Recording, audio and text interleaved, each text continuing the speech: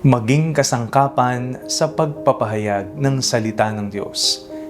Ako po si Father Fiel Pareha at ito po ang ating segment, ang Daily Devotion, na kung saan tayo po ay magdarasal, magbabasa at magninilay kasama ng salita ng Diyos sa buong taon. Manalangin tayo.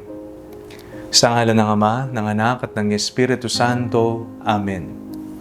Halina, banal na Espiritu, liwanagan mo ang aming puso at isip, nang maunawaan at may sa buhay namin ang iyong salita. Amen. Our Bible passage for today is from the Gospel of St. Mark chapter 3, verses 13 to 19, and I read it for you.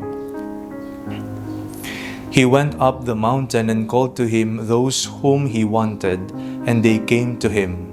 And he appointed 12, whom he also named apostles, to be with him, and to be sent out to proclaim the message, and to have authority to cast out demons. So he appointed the 12, Simon, to whom he gave the name Peter, James, son of Zebedee, and John, the brother of James, to whom he gave the name Boanerges, that is, sons of thunder, and Andrew, and Philip, and Bartholomew, and Matthew, and Thomas, and James, son of Alphaeus, and Thaddeus, and Simon the Cananean, and Judas Iscariot, who betrayed him. Tayong lahat ay inanyayahan ni Jesus sa Ebanghelyo na ating ipinahayag ngayong araw na maging kasangkapan sa pagpapahayag ng salita ng Diyos.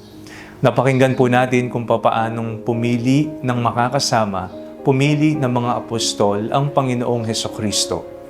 Pero bago niya pinili at isinugo ang kanyang mga bagong mga kasamahan, mga apostol, siya muna ay pumunta sa bundok. At doon siya nagdasal, nanahimik, bago gumawa ng isang napakahalagang desisyon sa buhay. Sa ating mga pagpili sa buhay, tayo po ay inanyayahan ng Panginoon na una, ang unang hakbang na lagi nating tatandaan at napakahalaga ay ang manahimik, magdasal, at tanungin ng Diyos kung ito ba ay para sa atin, kung ang desisyong gagawin ba natin ay talagang kalooban ng Diyos. Pangalawa, kung makita natin na ito ay kalooban ng Diyos at ito nga ang ipinapagawa ng Panginoon sa atin, hayaan natin ang ating sarili na maging kasangkapan sa pagpapahayag ng salita ng Diyos. Ito'y maaring sa ating trabaho. Ito'y maaring sa desisyon ng pag-aasawa.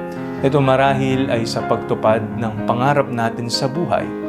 Saan man tayo mapaparoon, tayong lahat ay hinihikayat ng Panginoon na maging kasangkapan nawa tayo, mga instrumento, kagaya ng mga alagad.